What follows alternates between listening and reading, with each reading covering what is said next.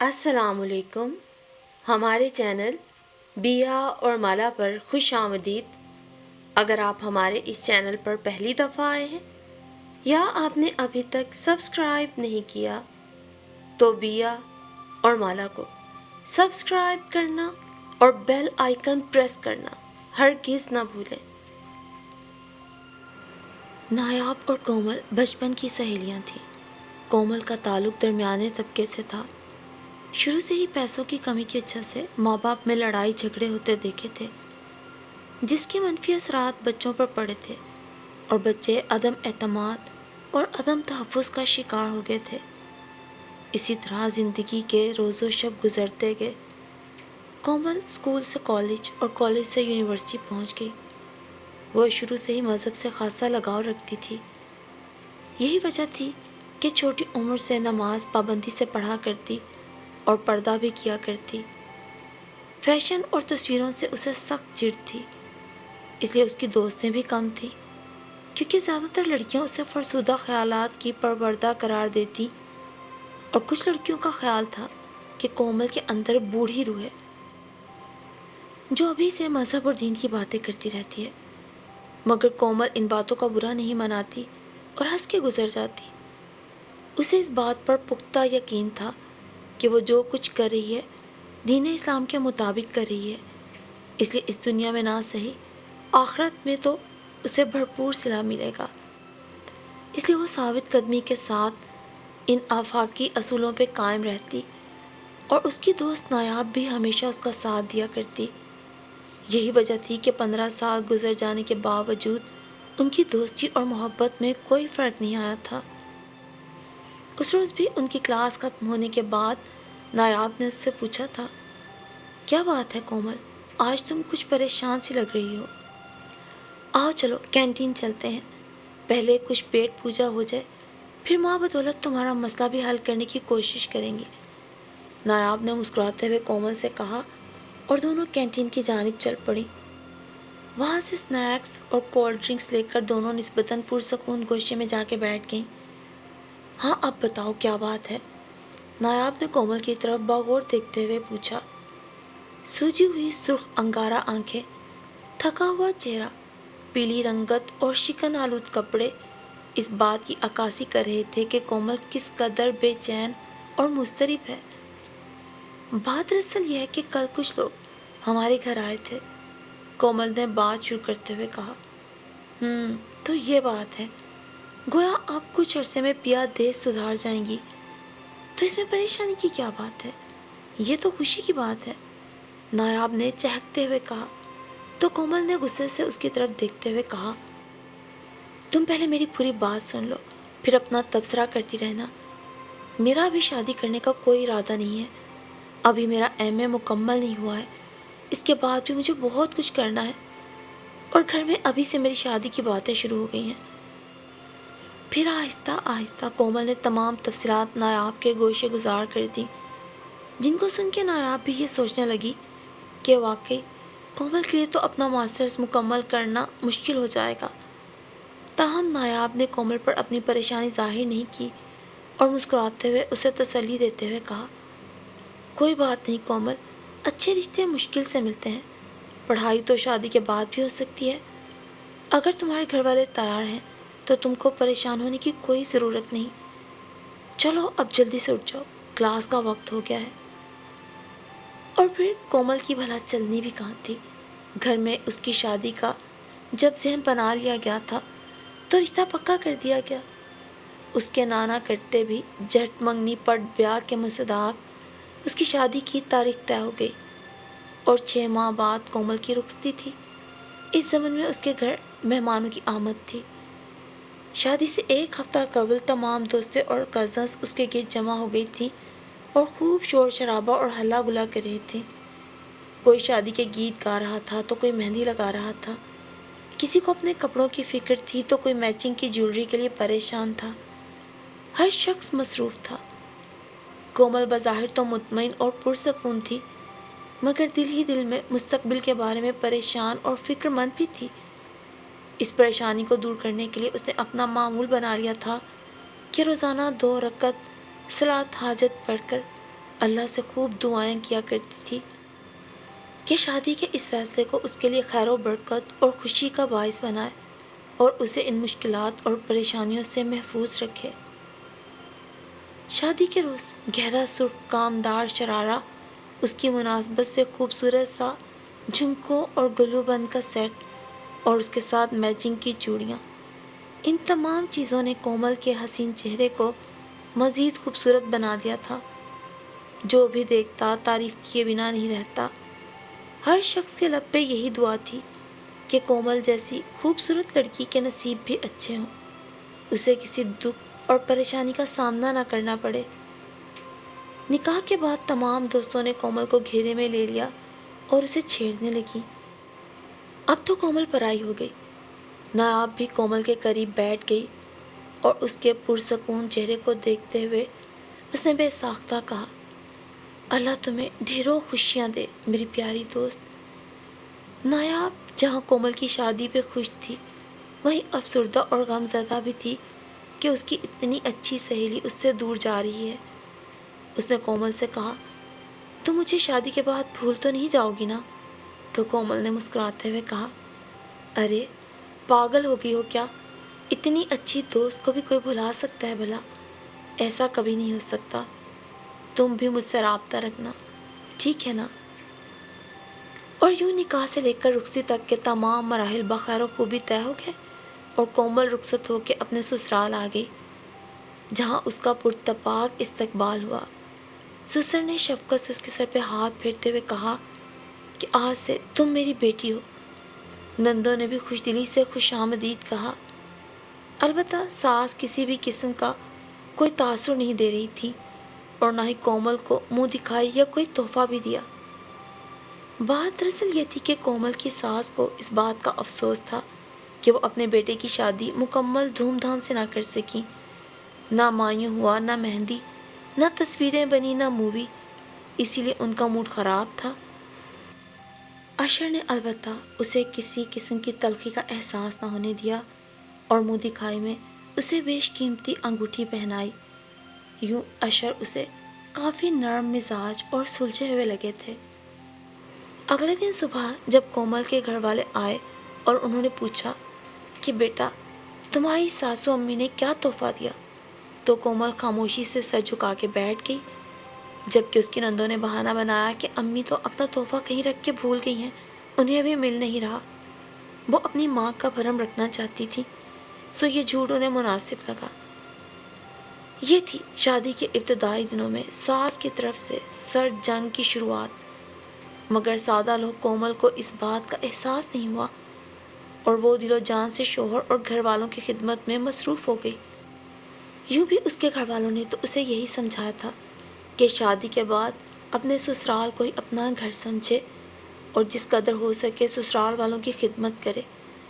اور سب سے بڑھ کے اس کی امی ہمیشہ کہا کرتی تھی، بیٹا جس قدر ہو سکے اپنی زبان بند رکھنا اور دوسروں کی باتیں غور سے سننا، ہو سکے تو بڑوں کے آگے کبھی جواب نہ دینا۔ کومل یوں خود بھی بہت متحمل مزاج کی لڑکی تھی، اسے غصہ آیا بھی نہیں کرتا تھا۔ بڑوں سے بدتمیزی یا بحث کا تو وہ سوچ بھی نہیں سکتی تھی۔ یہی طرز عمل اس نے اپنے سسرال میں بھی اپنایا ہوا تھا، مگر یہاں کوئی جیسے اسے سمجھنے پہ تیار ہی نہ تھا۔ اسے دن رات سننے کو تانے ملتے تھے، کبھی پردے کا تانا، کبھی دیر تک نماز پڑھنے پر اعتراض، کبھی تسبیح کرنے پر اعتراض۔ کوئی اسے سخت سست کہتا تو کوئی پھوہڑ کے لقب سے نوازتا۔ ایسے میں کومل سخت دل برداشتہ ہوتی اور اکثر رات میں تنہائی کے اوقات میں اپنے رب کائنات سے شکوہ گناہ ہوتی کہ آخر اس میں میرا کیا قصور؟ وہ کرتی بھی کیا؟ ابھی تعلیم کے جھنجھٹوں میں ہی الجھی ہوئی تھی کہ گھر والوں نے اس کی شادی کر دی۔ یہ سچ تھا کہ وہ گھریلو امور میں کوئی طاق لڑکی نہ تھی، بلکہ وہ یہ سب کچھ وقت کے ساتھ ساتھ سیکھنا چاہتی تھی، جبکہ یہاں کوئی بھی اسے یہ وقت دینے کو تیار نہ تھا۔ ایسے میں اس کی سستی اور پھوہڑ پن کے علاوہ جب اس کے پردے پہ بھی اعتراض ہوتا تو وہ بہت ہی دل برداشتہ ہوتی۔ کیا یہ میرا قصور ہے کہ میں پردہ کرتی ہوں، یا یہ کہ میں نماز کو اس کے آسن کے ساتھ ادا کرتی ہوں؟ آخر میری غلطی کیا ہے؟ میں تو سب کی غلط باتیں بھی خاموشی سے ہنس کے برداشت کر جاتی ہوں، پھر بھی لوگ مجھے ہی برا بھلا کیوں کہتے ہیں؟ کومل اکثر و بیشتر رات کی تنہائی میں اپنے رب سے شکوہ کرتی۔ کومل جتنا زیادہ سوچتی اتنا ہی الجھتی جاتی، اور وقت گزرنے کے ساتھ ساتھ مسائل بھی تو گمبھیر ہوتے جا رہے تھے، اور ہنستی مسکراتی کومل جیسے مرجھا کے رہ گئی تھی۔ اس کی 4 نندوں میں ثنا سب سے چھوٹی تھی، اور گھر والوں کی چہیتی بھی، اور اس وقت لاڈلی بھی تھی۔ یہی وجہ تھی کہ گھر میں اس کی ہر بات کو اہمیت دی جاتی تھی۔ عمر میں یوں بھی وہ کومل سے چھوٹی تھی، مگر اشر کے بے جا لاڈ پیار کی بنا پر یوں محسوس ہوتا کہ جیسے ثنا کی ہر بات ماننا کومل کے لیے لازم ہے۔ اکثر اوقات کومل شدید کوفت کا شکار بھی ہو جاتی تھی، مگر کسی سے کچھ کہہ نہ پاتی۔ کومل نے شروع سے ہی ثنا سے دوستانہ تعلقات قائم کرنے کی کوشش کی تھی۔ وہ اپنی ہر بات اس سے ڈسکس کرتی، اس کے مسئلے مسائل بغور سن کے حل کرنے کی کوشش کرتی، پڑھائی میں جس قدر ہوتا اس کی مدد کرتی۔ الغرض اس کی پوری کوشش ہوتی کہ کوئی بات ثنا کے مزاج کے خلاف نہ ہو، تاکہ تعلقات میں خرابی پیدا ہونے کا اندیشہ ہی نہ ہو۔ ایک روز کومل کسی کام سے ثنا کے کمرے کی طرف جا رہی تھی کہ باہر سے ہی اس کی آوازوں نے کومل کے بڑھتے ہوئے قدموں کو روک دیا۔ کومل کی ساس اپنی بیٹی ثنا کو دن بھر کی روداد سنانے میں مصروف تھی، اور ثنا ان کو کومل کے خلاف مزید اکسا رہی تھی کہ امی جان، آپ نے تو خواہ مخواہ بھابھی کو چھوٹ دے رکھی ہے، ہر کام میں ذرا انہیں سیدھا کریں، ان کی غلطیاں انہیں نکال کے بتائیں۔ یوں دوسرے کی غلطی پہ مروت سے چپ ہو جانا کوئی اچھائی نہیں ہے۔ انہیں اندازہ ہونا چاہیے کہ وہ کتنے پانی میں ہیں، انہیں ان کی اوقات بتایا کریں، اور انہیں بتائیں کہ انہیں کوئی بھی کام صحیح کرنا نہیں آتا، انہیں سر پہ مت چڑھائیں۔ یہ اور اسی طرح کی کئی باتیں تھیں جو ثنا کومل کے متعلق اپنی ساس کو سمجھا رہی تھی۔ کومل کو اپنے کانوں پہ یقین نہیں آ رہا تھا کہ یہ وہی ثنا ہے جو ہر وقت اس کے ساتھ ہوتی ہے۔ کومل کو اس کی گفتگو سے بہت تکلیف پہنچی، اور وہ دبے قدموں اپنے کمرے میں واپس آ گئی اور بستر پہ گر کے پھوٹ پھوٹ کے رونے لگی۔ اب اسے اندازہ ہوا کہ اشر کا رویہ اس کے ساتھ اچانک کیوں خراب ہو جاتا تھا۔ پل میں تولا پل میں ماشا، کبھی تو جان لٹاتا محبت کرتا شوہر، اور کبھی انتہائی اکھڑ اور سڑیل مزاج۔ آپ سمجھی تھی کہ اس کی نندیں اور ساس کیسے اس کی غیر موجودگی میں اشر سے اس کے بارے میں جھوٹی سچی باتیں کرتی ہیں، اور سب سے بڑھ کر یہ کہ یہ تمام رپورٹ اسے اس طرح دی جاتی ہے کہ اسے احساس بھی نہیں ہوتا کہ وہ اپنی بیوی سے کس قدر بدظن ہوتا جا رہا ہے، اور اس سب کا مقصد یہ ہوتا کہ اشر کا دل کومل کی طرف سے خراب ہو جائے، اور وہ سب کا غصہ کومل کی ذات پہ اتارے۔ کومل کو بھی سمجھ نہیں آ رہا تھا کہ وہ کیا کرے۔ غصے کے مارے اس کا برا حال تھا۔ آج اس کی اپنی ساس اور نند سے اسے شدید نفرت محسوس ہو رہی تھی۔ وہ سوچ بھی نہیں سکتی تھی کہ جن لوگوں سے وہ اتنی محبت کرتی ہے وہی اس کی خوشیوں کے دشمن ہیں، اور اس کے شوہر کو اس کے خلاف بھڑکاتے رہتے ہیں۔ بہت دیر تک رونے کے بعد کومل کے دل کا غبار کچھ ہلکا ہوا، اور اس نے سوچا کہ فی الحال کچھ وقت کے لیے امی کے گھر چلی جاتی ہوں تاکہ دل بہل جائے۔ اسی لیے جب شام کو اشر گھر آئے تو کومل نے کہا، مجھے امی کے گھر جانا ہے۔ اشر نے حیرانی سے اس کی طرف دیکھتے ہوئے کہا کہ تمہیں اچانک امی کی یاد کیسے آ گئی؟ کوئی مسئلہ ہوا ہے کیا؟ کومل نے کہا، نہیں کوئی مسئلہ نہیں، بس یوں ہی کافی دن ہو گئے ہیں امی سے ملے ہوئے، دل اداس تھا، دل چاہ رہا ہے ان کے ساتھ کچھ دن گزارنے کو، بس 2-4 دن رہ کے واپس آ جاؤں گی۔ اشر نے کہا، اچھا بابا، میں رات کو چھوڑ دوں گا، جا کے ذرا اپنے ساس سسر سے اجازت لے لو۔ اور پھر کومل نے جانے کے لیے ساس سسر سے پوچھا اور سامان پیک کرنے لگی۔ ابھی کومل کو امی کے گھر آئے 2 گھنٹے ہی گزرے تھے کہ نایاب کا فون آ گیا۔ اور سناؤ کومل، کیا حال احوال ہے؟ تم تو بڑی بے مروت نکلی، پلٹ کے خبر بھی نہ دی، زندہ بھی ہوں یا؟ چلو خیر میری چھوڑو، تم اپنی سناؤ۔ نایاب نے حسب عادت ایک ہی سانس میں ساری باتیں کرتے ہوئے کہا۔ ادھر سے کومل کی سسکیوں کی آوازیں آنے لگی تو نایاب پریشان ہو گئے۔ ارے یار، کیا ہو گیا تمہیں؟ رو کیوں رہی ہو؟ کچھ تو بتاؤ، کیا بات ہے؟ اشر بھائی سے لڑائی ہوئی ہے کیا؟ کسی نے کچھ کہا ہے؟ کیا مسئلہ ہے؟ سب خیریت تو ہے نا؟ نایاب نے گھبراتے ہوئے کئی سوالات ایک سانس میں ہی کر ڈالے تو جواباً کومل نے صرف اتنا کہا، تم صبح میرے گھر آ جاؤ، میں تم سے تفصیلاً بات کرنا چاہتی ہوں۔ اگلی ہی صبح نایاب اس کے گھر تھی۔ ہاں اب بتاؤ کیا مسئلہ ہے؟ میں نے تو رات بھی بڑی بے چینی میں گزاری ہے۔ ارے بابا رکو تو صحیح، چائے ناشتہ تو کر لو، پھر مسئلہ بھی بتا دوں گی، کومل نے زبردستی مسکراتے ہوئے کہا اور نایاب کو کھینچتی ہوئی اپنے کمرے میں لے آئی۔ پھر ناشتہ کرنے کے بعد کومل نے ایک ایک بات تفصیل سے نایاب کے گوشے گزار کر دی اور کہا، اب تم ہی بتاؤ میں کیا کروں؟ ایسے لوگوں کے ساتھ کس طرح گزارا کروں جو میری ہی خوشیوں کے قاتل ہیں؟ میرے شوہر کو مجھ سے متنفر کرنے پہ تلے رہتے ہیں۔ وہ تو عشر کی اعلیٰ ظرفی ہے کہ وہ اپنی بہنوں کی باتوں پہ کان نہیں دھرتے، ورنہ تو کب کا مجھے طلاق دے کے گھر سے بھی نکال چکے ہوتے۔ میری نند اور ساس کے بھڑکانے کا انداز ہی کچھ ایسا ہے۔ اور پھر اتنا کہہ کے کومل رونے لگی۔ نایاب اسے چپ کراتے ہوئے بولی، ارے پگلی رونے سے بھی کبھی مسائل حل ہوتے ہیں۔ تم اللہ پہ بھروسہ رکھو، اسی سے مدد طلب کرو اور صبر کرو، انشاءاللہ دیکھتی جانا سب ٹھیک ہو جائے گا۔ اللہ کی لاٹھی بے آواز ہے، جو جیسا کرے گا وہ ویسا ہی بھرے گا۔ تم کثرت سے استغفار کیا کرو اور قرآن کی تلاوت کو اپنا معمول بنا لو۔ اللہ سے اپنا تعلق مضبوط بناؤ تاکہ لوگوں کی باتوں پہ تمہارا دل رنجیدہ نہ ہو۔ سسرال کیا، یہاں تو جس کے منہ میں جو آئے گا وہ کچھ بھی کہہ ڈالے گا، لیکن تم کیا ہر بات پہ یوں رنجیدہ ہو جاؤ گی؟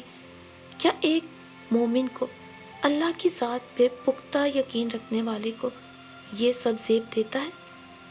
نایاب نے کچھ اس طرح اسے تسلی دی کہ اس کے دل کا بوجھ بھی کچھ ہلکا ہو گیا، اور یوں وہ نئے سرے اور نئے عزم کے ساتھ واپس سسرال آئی۔ اور پھر یوں وقت تیزی سے گزرتا گیا۔ گریجویشن مکمل کرنے کے بعد ثنا کی بھی شادی ہو گئی۔ وہ بیاہ کر اپنے سسرال چلی گئی تو کومل نے بھی سکھ کا سانس لیا۔ ثنا کے سسرال میں 2 جٹھانیاں، 3 نندیں، ساس سسر، دیور جیٹھ، سب کو ملا کے کل 15 افراد تھے۔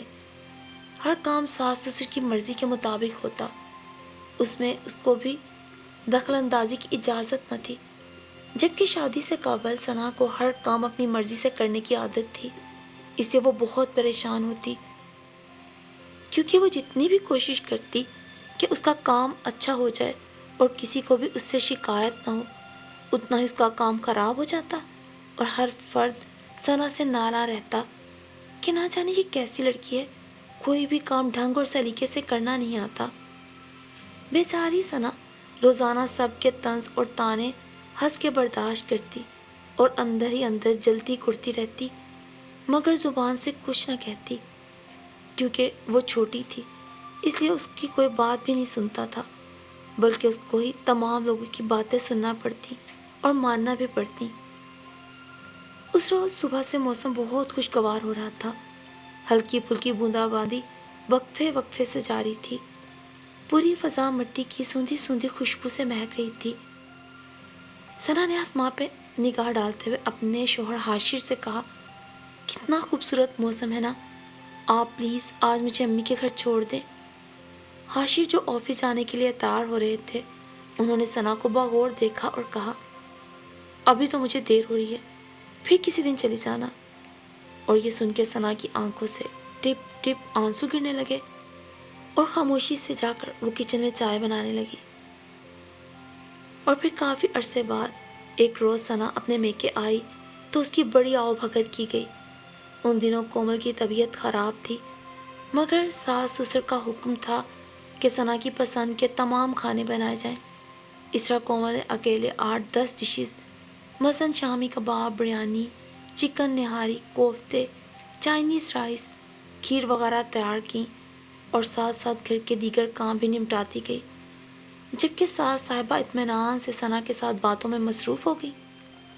کھانا تیار تھا، کومل امی کے کمرے کی طرف آئی تاکہ ان سے کھانا لگانے کا پوچھ سکے، مگر جو ہی وہ ان کے کمرے کے قریب پہنچی تو اس کو ثنا کے رونے اور سسکیاں بھرنے کی آوازیں سنائی دینے لگیں۔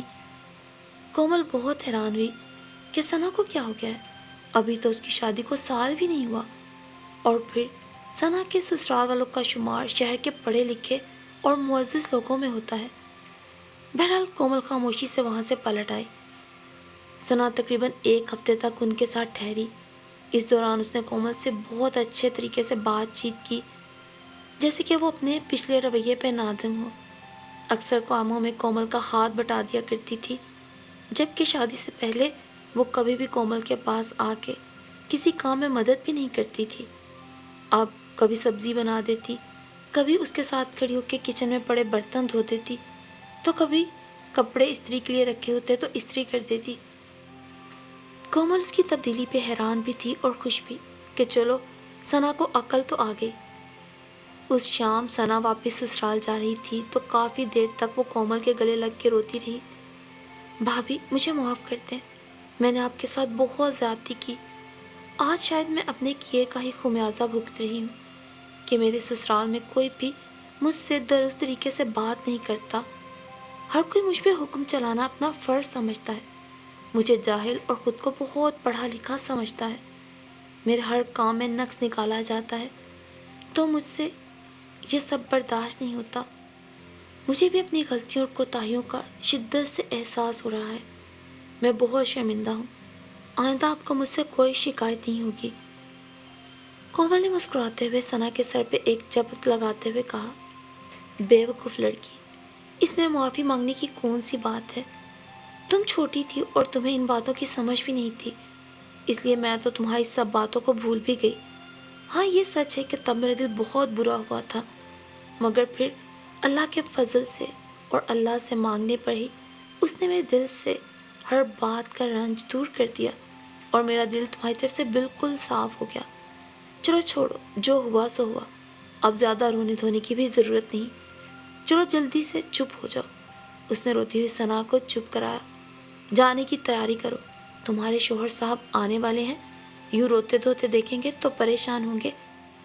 چلو شاباش، تیار ہو جاؤ، اور ایک بات ہمیشہ یاد رکھنا کہ سسرال والوں کے رویے سے مایوس اور دل برداشتہ ہونے کی بجائے تم حسن سلوک اور خدمت جاری رکھو، اور سب سے بڑھ کر اللہ تعالیٰ سے دعا کے ذریعے مدد طلب کرتی رہو، کیونکہ سسرال بھلے کہاں اور کیسا بھی ہو، عورت کے لیے ایک آزمائش ہی ہوتا ہے۔ پڑھا لکھا یا جاہل سسرال، اس سے کچھ بھی فرق نہیں پڑتا۔ پڑھی لکھی یا جاہل بہو، فرق اس سے بھی نہیں پڑتا۔ فرق تو بس اللہ کی مدد اور مسلسل صبر سے ہی آتا ہے۔ انشاءاللہ جلد ہی تمہاری تمام مشکلات بھی دور ہو جائیں گی۔ اچھا پیاری بھابھی جان، میں آپ کی ان باتوں پہ عمل کرنے کی پوری کوشش کروں گی۔ یہ کہتے ہوئے ثنا ایک نئے عزم کے ساتھ تیار ہونے کے لیے چل دی، اور کومل اس کو مسکراتے ہوئے جاتے ہوئے دیکھنے لگی اور دل ہی دل میں سوچنے لگی کہ واقعی صبر کا پھل میٹھا ہوتا ہے۔ انسان کو ہر کام کی جلدی ہوتی ہے، مگر کوئی بھی کام اپنے مقررہ وقت سے پہلے نہیں ہوتا۔ اللہ تعالیٰ کے ہر کام میں کوئی نہ کوئی حکمت تو ضرور ہوتی ہے، جو ہماری ہی نگاہوں سے پوشیدہ ہوتی ہے۔ کل ثنا نے اس کے ساتھ جو بھی کیا، اس سے اسے تکلیف ضرور پہنچی تھی، لیکن اس سب میں وہ اپنے رب کے اور بھی قریب آ گئی تھی، اور اپنی اچھائیوں اور اپنی طاقت کو وہ مزید سمجھ پائی تھی۔